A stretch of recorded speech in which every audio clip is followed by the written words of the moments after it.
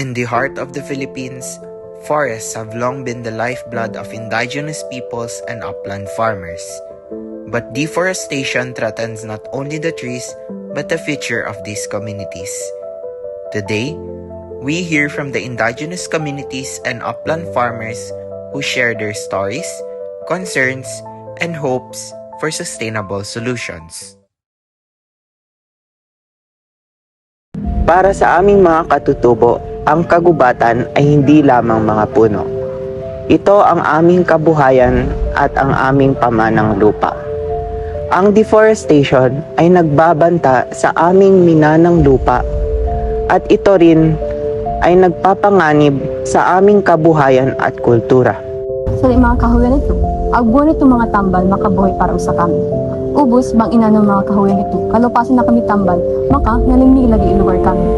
Ang kana, patek-atek kag susak, pategol-tegol, sali, kalupasin na kami lugar kami. Ubos kalupasin lagi kami kultura kami. Nagsalig jud mi sa yuta para sa among pagpanguma, pero ang uban nilang mga tradisyonal nga ilang ginahimo sama sa pagputol o pagsunog sa mga kahoy nakaguba jud sa kalasangan. Gusto unta mi magtanom pero naglisod jud mi tungod sa kakulang sa suporta.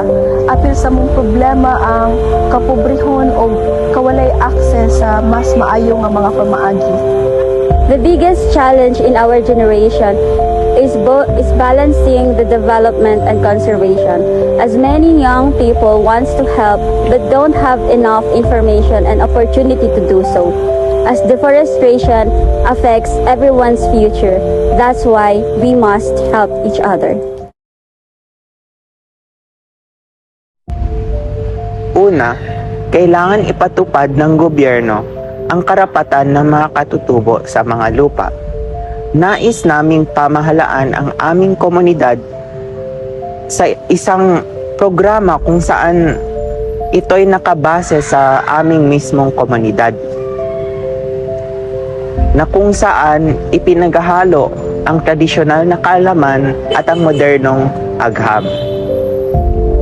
Bangmuan ko opinyon ko, kabaan ko usada mga tanong o kaya naniya koneksyon na makultura kami.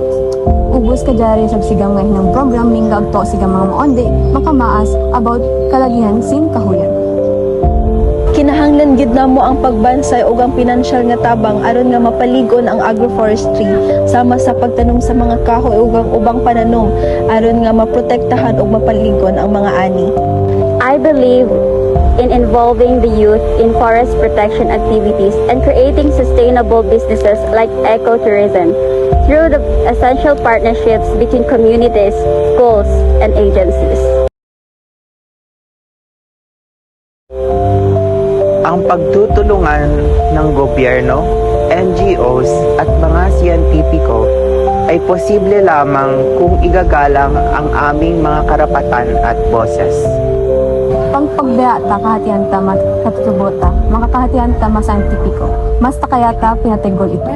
Ang suporta gikan sa gobyerno o grupo sa kalambuan dapat magpadayon ug angay para sa tinuod nga pagginahanglan sa mga mag-uuma. Inclusive efforts involving all ages and sectors will build a stronger movement for forest protection.